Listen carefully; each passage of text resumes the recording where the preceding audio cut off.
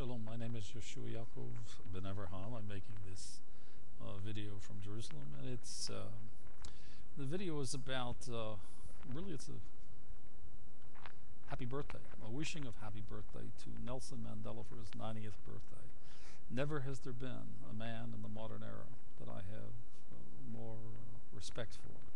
And what it is mostly is the enormity of his courage and his character in that order.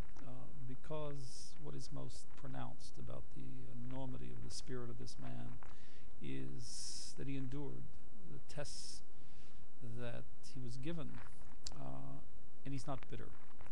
And this shows a remarkable inner fortitude as a man.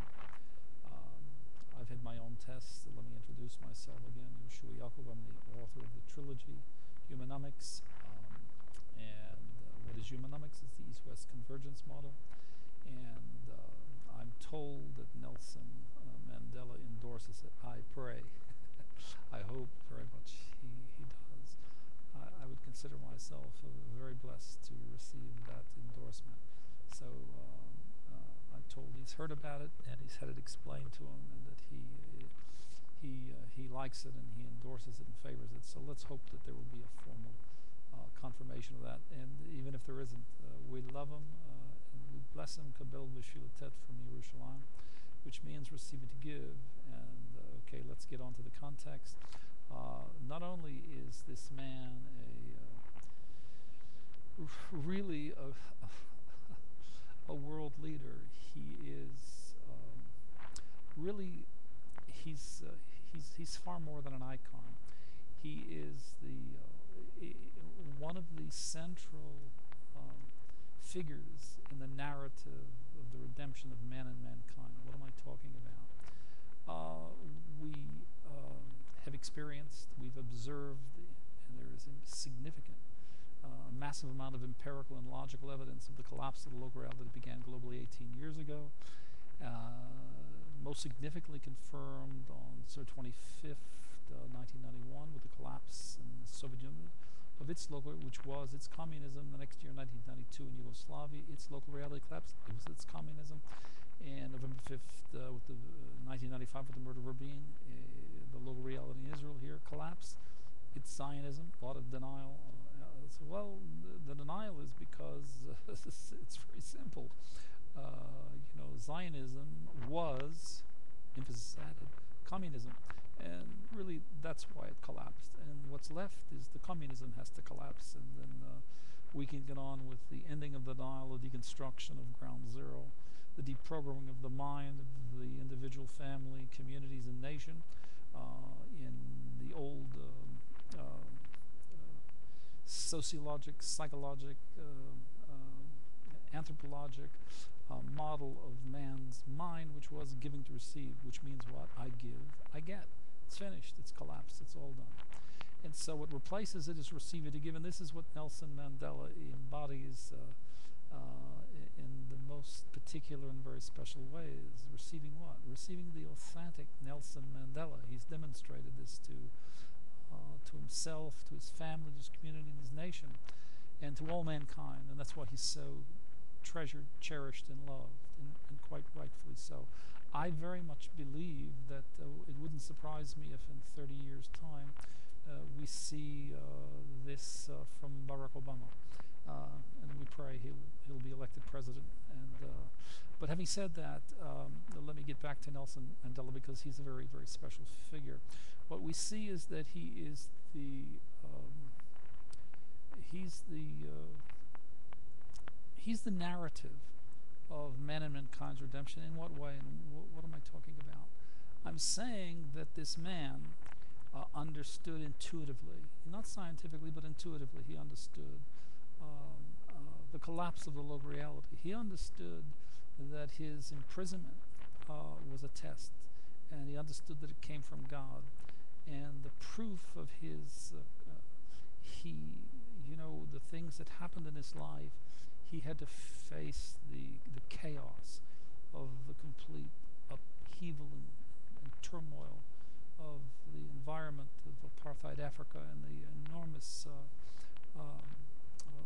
racial violence that was projected and hatred projected by the established government, the apartheid government of South Africa against him and his family. They firebombed his home a number of times and nearly killed his family and himself. And the man went through a great deal. And then he's in prison for 28 years, 18 on Roberts Island. And so the chaos in prison yielded to an intuitive convergence in the anthropologic humanist that he is naturally with the traditional spiritualists, with his own very special, remarkable faith in God. This is no atheist. This is no atheist. And this is no agnostic either. Baruch Hashem, bless you, Nelson. And so you converge those and you get this remarkable, remarkable man who sits and contemplates in all those years in prison the enormous complexity of the events of his life. And this yields to a convergence. He sees clearly the convergence between the blacks and the whites, between the non-apartheid and the black community that wants an end to apartheid, and the white community that wants to promulgate it, further it, and sustain it. He sees clearly that this is wrong, and he sees the inherent first principle natural order of the convergence here that has to occur. And he embodies this in his predicate thinking, in his perceptions, in his communications, in his human ascent, from the behavioral to the cognitive. And from this convergence has come a remarkable, humble, intuitive,